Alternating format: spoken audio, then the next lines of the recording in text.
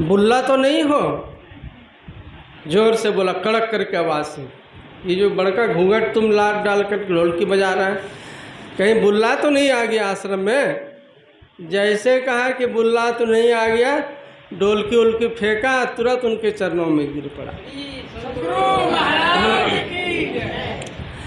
और हाथ जोड़ के कहा कि बुल्ला नहीं हुजूर, भुल्ला आदमी हूँ, इसीलिए आ गया हूँ बेटा। मतलब जो आपने मना किया था तो वही भूल करके फिर से मैं आपके शरण में आ गया हूँ। तो जैसे कहा कि बुल्ला नहीं भुल्ला आदमी हूँ, और उनके प्रेम और विरह को, समर्पण की भावना को और गुरु से मिलने की तरफ और तरकीब को देख करके अपने अहंकार को मिटा दिया। एक लेडीज का पोशाक पहनने की बारी आए तो वो भी पहन करके, लेकिन गुरु के दर्शन से चूका नहीं।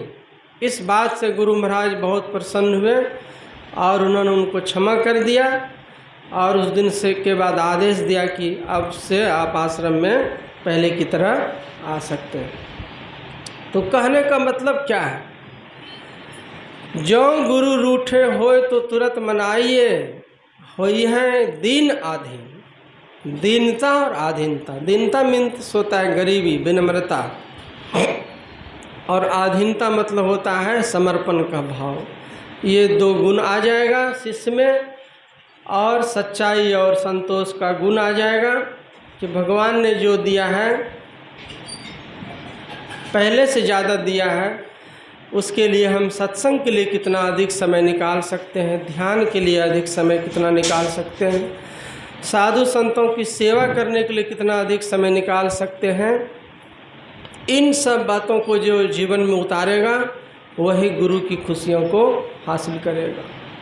तो गुरु महाराज कहते हैं कि मॉर्निंग में उठ करके ध्यान करें, दिन में स्नान करने के बाद ध्यान करें, और चलते फिरते जप करने की आदत रखें। एक मंत्र का पहले जप करें, फिर थोड़ा देर गुरु महाराज के रूप का ध्यान करें, और एक टक से अंधेरे में बैठ करके अंधेरे को देखें। तो देखें ज़रूर, लेकिन उस समय में कुछ सोचें नहीं, क्योंकि अगर आप कुछ भी सोचते हैं तो जो चीज़ आप सोचते हैं उसी के अनुरूप रूप बन जाता है। तो फिर आप अंधकार को ठीक से देख नहीं पाते हैं, कैसे सिमटी निगाह से देखना है, कितने दूरी पर देखना है, वो आप चूक जाते हैं। इसीलिए साधना में उन्नति नहीं हो पाती है। और सच्चाई संतोष इसीलिए कहा गया है कि जब तक कि आप सदाचार में दृढ़ नहीं होइएगा, जैसा तैसा कर्म रहेगा, तो भजन करिएगा तो मन नहीं लगेगा। संसार चलाने के लिए छल कपट हो सकता है, आवश्यकता पड़े, लेकिन आध्यात्मिकता में और भगवान के दरबार में जितना निष्कपट होइएगा उतना आप नज़दीक पहुँचिएगा। गुरु सो कछु न दुराइए, गुरु सो झूठ न बोल, बुरी भली खोटी खरी, गुरु आगे सब खोल। गुरु से सब निष्कपट होकर के जो भी दुख है, दुखड़ा है, जो भी आपके अंदर में मन में भाव है, सब सुनाइए।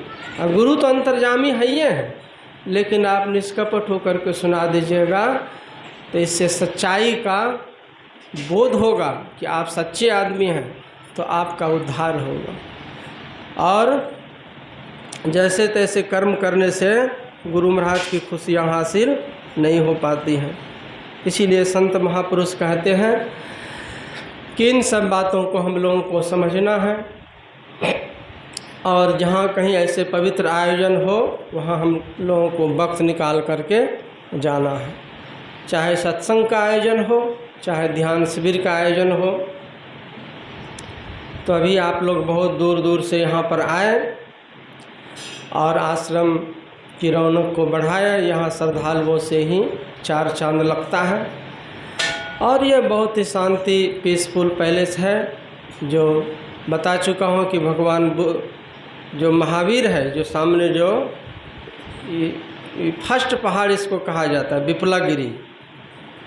ऐसे 5 पहाड़ से घिरे हुए शहर को राजगीर कहते हैं, इसकी परिभाषा है। तो पहला पहाड़ जो विपुलागिरी है नाम से ही पता चलता है कि इसमें विपुल भंडार है।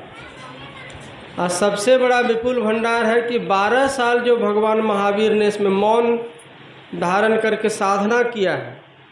ये जस्ट सामने बहुत बड़ा मंदिर है, करोड़ों की लागत में बना है, टोटल मार्बल पत्थर है। कभी घुमाने ले जाएंगे आप लोगों को, सूरज कुंड से उसका रास्ता है। तो उसकी मौन और साधना की जो शक्ति है अभी भी वहाँ से आश्रम के ऊपर में बरसती है, कोई जस्ट सामने है। इसीलिए जो कोई यहाँ आता है तो पहले कहता है कि हमको शांति जैसा महसूस होता है, अपने जो आता है। और कुछ आदमी तो आश्रम से पहले पहाड़ी तरफ घूमने के लिए दौड़ता है।